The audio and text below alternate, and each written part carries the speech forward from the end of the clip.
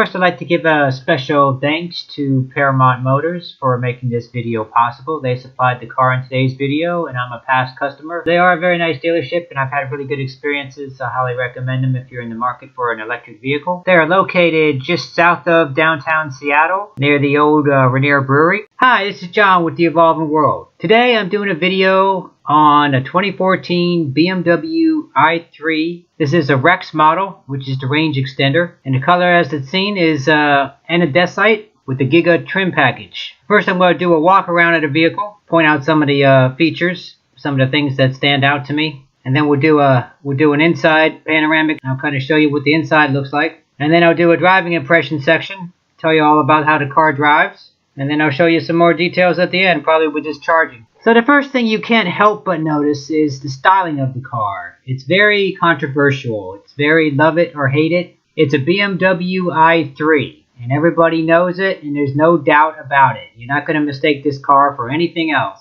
But one thing is certain, this car is an amazing amount of technology. I mean, it's the first application of a carbon fiber structure on a mass-produced automobile.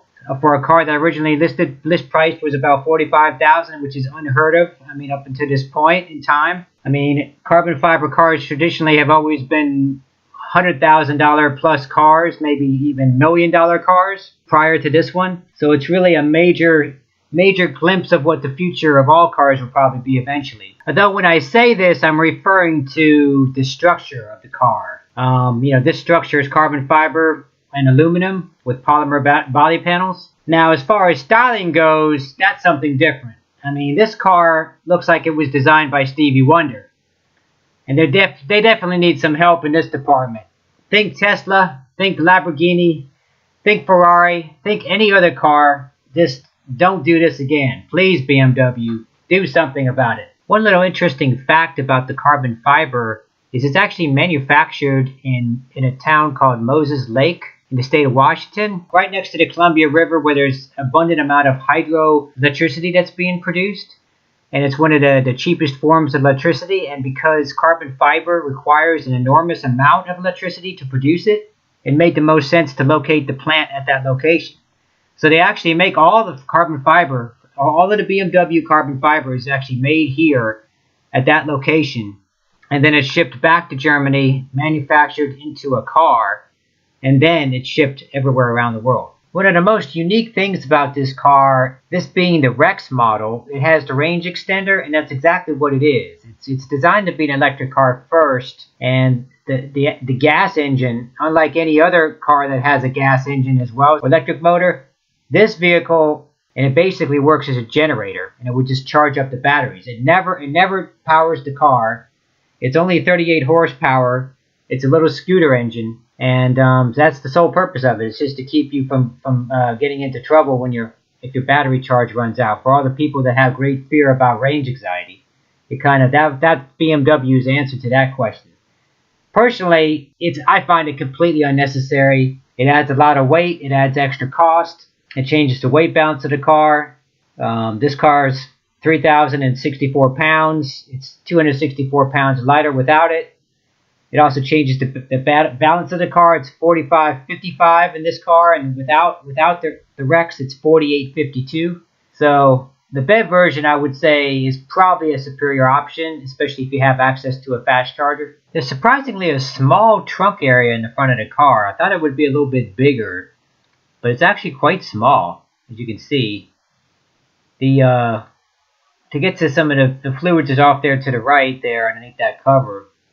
And there's another little fluid access thing on the left there. But yeah, I guess there's a full radiator in there, and there's a bunch of other components for the electric and the gas motors, engines. One nice thing about the suicide doors is that they allow like a massive amount of access. I mean, the actual passenger area is huge. But the storage areas are actually rather small for some reason, like in the back and in the front. As you can see here, it's really pretty small. I mean, the engine is off to the right down below, and then the motor is off to the left down below. And it doesn't make any difference if you get the BEV or the Rex. It looks exactly the same in the back, basically, from looking at it from that perspective right there. If you were to get underneath the car, it would look a little bit different because it'd be a heat pump in place of the gas engine if you get the BEV version. And if you get the Rex version, you don't get the heat pump. You get just a standard electric heating element.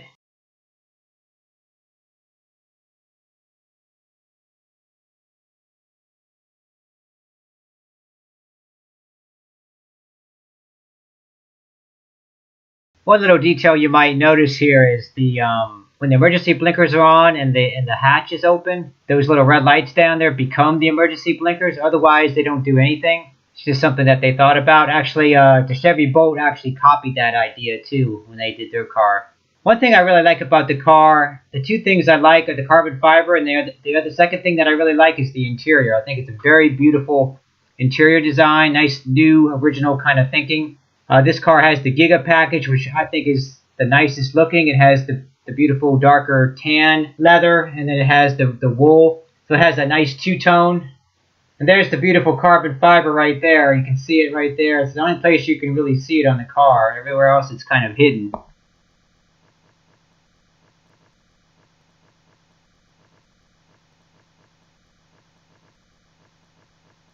But yeah, I really like that. I really like that interior design. It's really nice. It's roomy. It's spacious.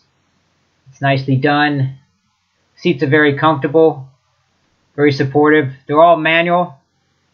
But unlike the Mega, which is the base model, which has a very basic gray interior, and then the Terra, which is the top line, that has like a dark brown leather interior. This one has this beautiful two-tone effect, which looks really, really nice with the eucalyptus wood and everything.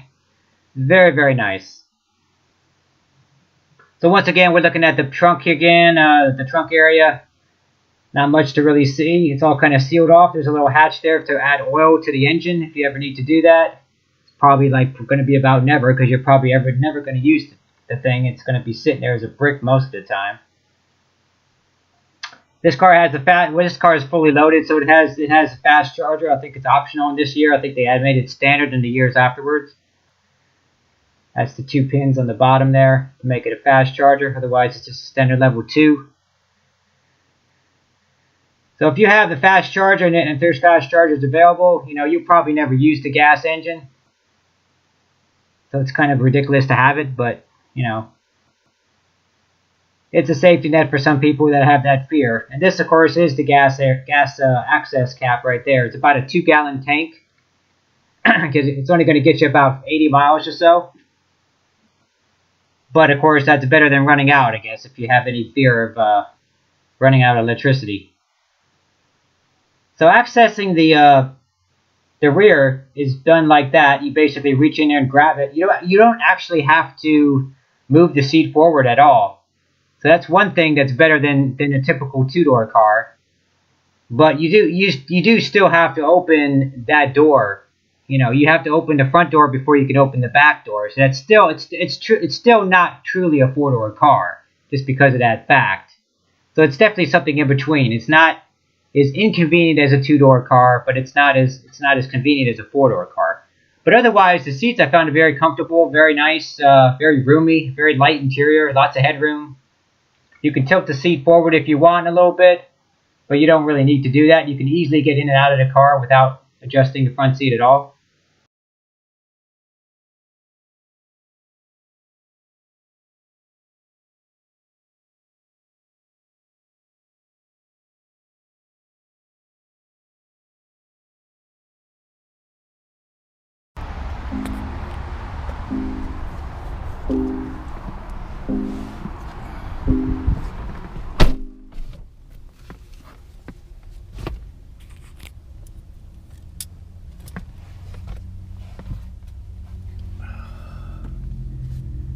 Okay, so let's kind of pan around here.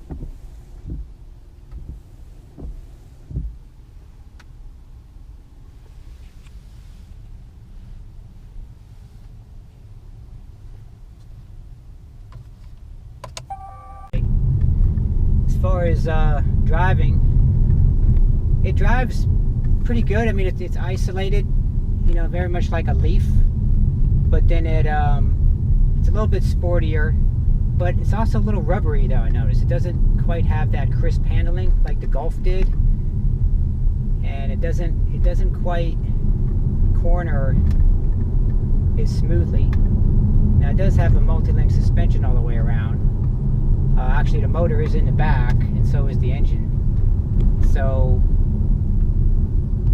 should have pretty good driving dynamics. It's good. It's just not spectacular.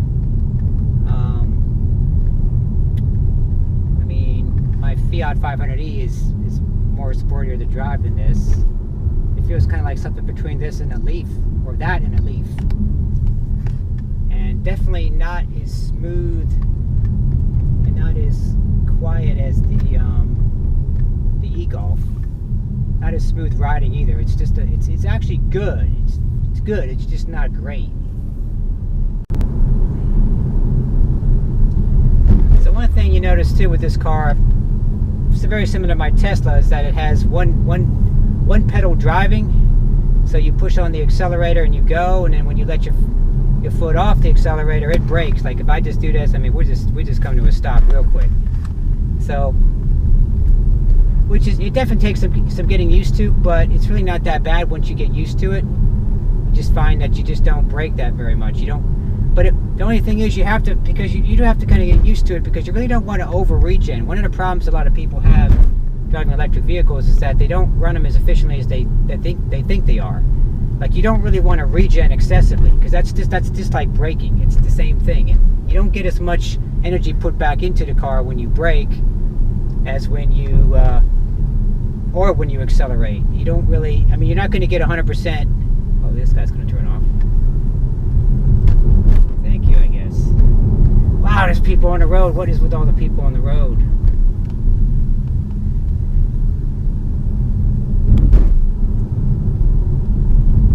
Like I'm driving like a crazy person. I'm going to speed limit. It's like I usually go slightly over the speed limit through this section. Since everybody and their mother is out today. Anyway, what was I saying? Okay, so regen braking is you don't want to over regen, because if you over regen, it never puts as much energy back in as you take out. It's not like 100%. You don't go up a hill and use, you know, a kilowatt, and go down the hill and get a kilowatt back. You don't get that. It doesn't work that way. You only get a slight percentage back. You're only going to get maybe 50%, probably less than that even, as far as recovering energy. So you really don't want to, you really want to coast as much as you can. You want to give it some accelerator and coast. And so with this car, you really can't take your foot off the accelerator. You got to keep it on there, because in order to coast, you basically have to just not push as hard on the accelerator. You have to lighten up on it. And of course, you know when you're coasting, when you're right here in the center, you want to be as close to the center as possible. When you're doing full acceleration, you're going to go to the right, and when you're fully charged, you can go to the left. So it just takes a little bit of getting used to. And apparently there's no way to adjust it in this car either, as far as the amount of regen. So you really do have to kind of get used to it and adapt to the car, because it's not going to adapt to you. You got to get used to it. Tesla has the option of detuning it a bit, which is one of the nice things about their cars. You can kind of customize them. This doesn't have that option. It would be a nice thing to have. Man, this car bounces around. Yeah, this is, I don't know. It's quiet. It's isolated, you know. But like I say, it's almost just a little rubbery. Like I said, I turn the steering wheel. I feel like it doesn't really want to react. It's definitely not as direct feel. And once again, it's more like a Leaf than it is, say, even a VW e-Golf. I mean, because the e-Golf was very, very predictable, very stable. I mean, you could drive that car slow or fast. Doesn't make any difference. Very predictably handles. This car is a little bit more spastic, maybe, or just, I mean, not really. I don't want to give bad. I don't want to overstate that or anything, or understate it. But it's just it's a Tesla right there. But it's yeah, it just feels a little weird. I mean, my Fiat 500e has a more direct feel. There's really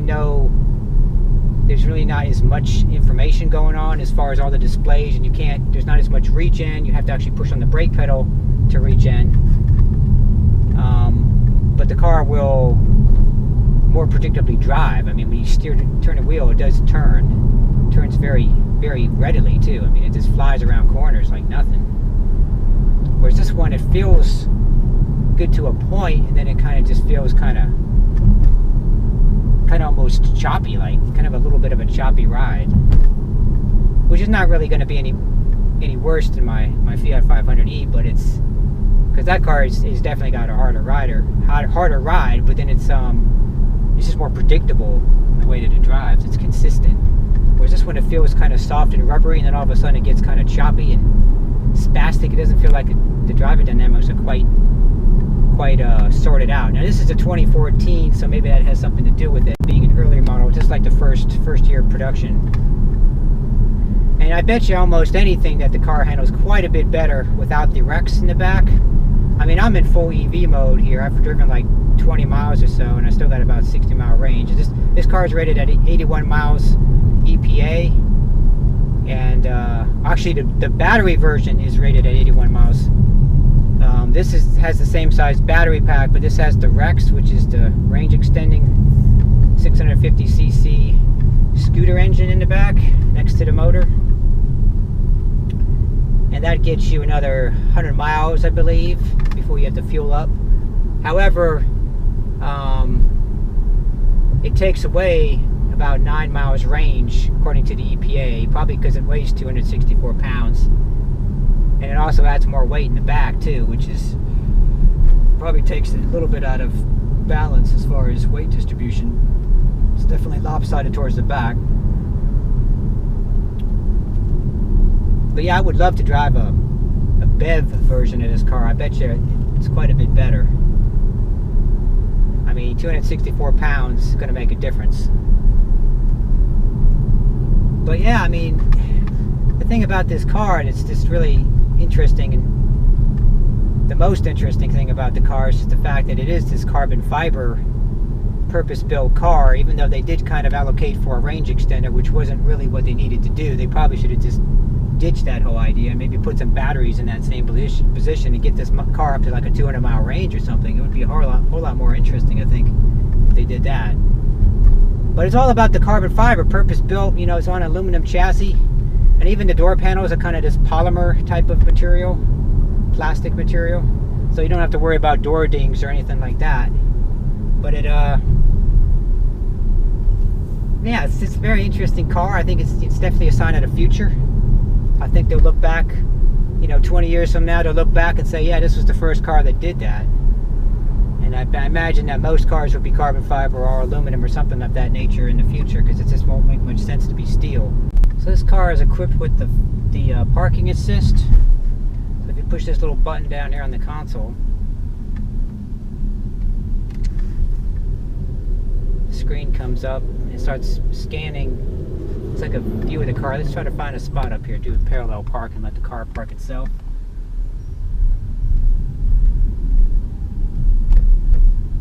Let's see if we can find a spot over here. Ooh, this one looks good.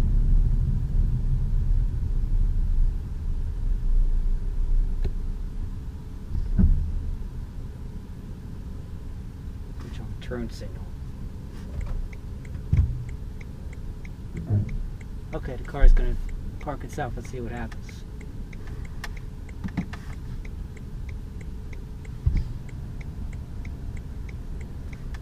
Press and hold the PD C button.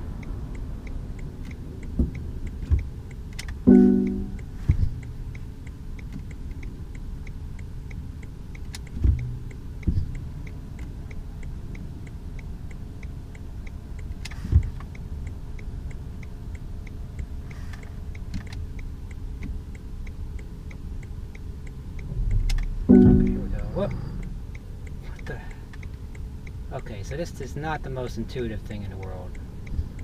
Take hands off steering wheel, then press and hold PDC button again. Okay, so I guess you have to hold the button down. Here we go. There we go. Now it's doing it. Hey, no hands, Ma. No hands. Just don't crash the car. I don't own it.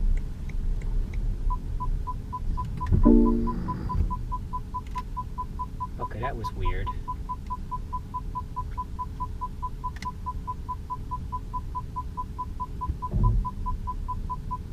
Oh, I see. Okay, okay. You have to keep holding your foot on the... You have to keep putting the button down.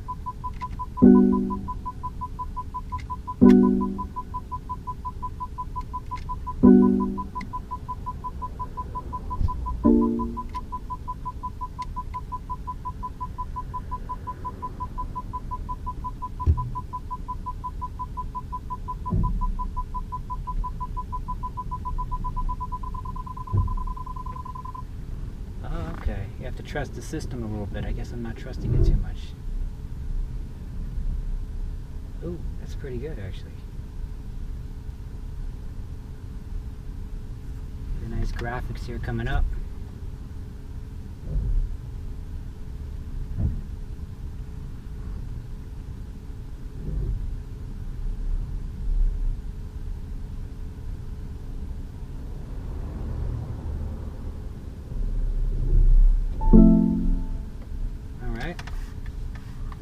Let's go out, take a look outside and see how the car actually did.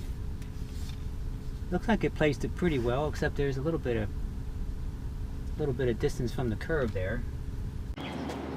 Okay, so this is how it parked the car automatically.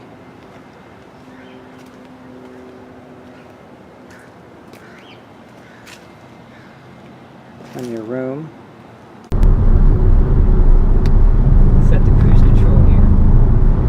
This also has, I don't think it has lane keep assist, though maybe it does, I don't know. Let's see what happens. No, nothing happening. It has radar cruise control, so it will keep you from hitting the car in front of you, no matter what you set the cruise control for.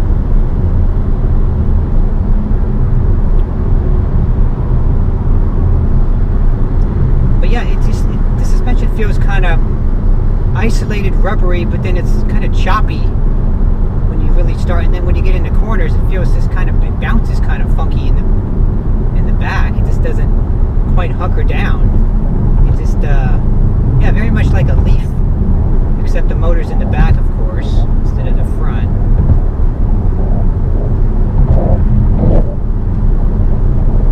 Oh, I guess we'll find out what happens here when it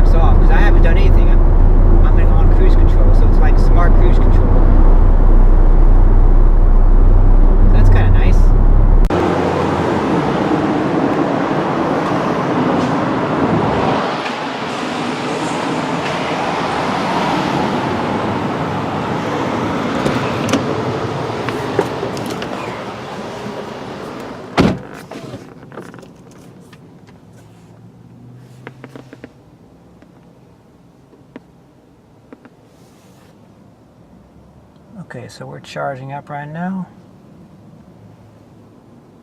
It does flash blue when you're charging. Let's see what happens. I guess it shows you right there. It's charging up. That's the display. It doesn't really say what the time is or what the rate is at.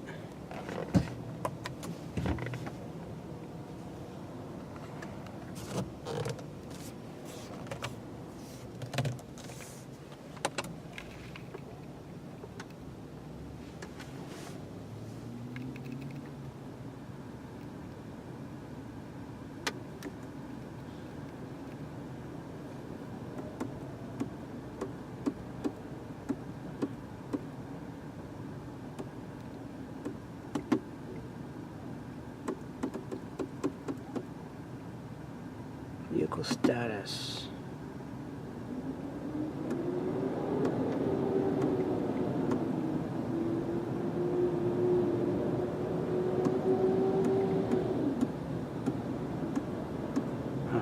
Well, this concludes my review of a BMW i3. I hope you found this review to be useful. Please like and subscribe if you did, and more videos to come.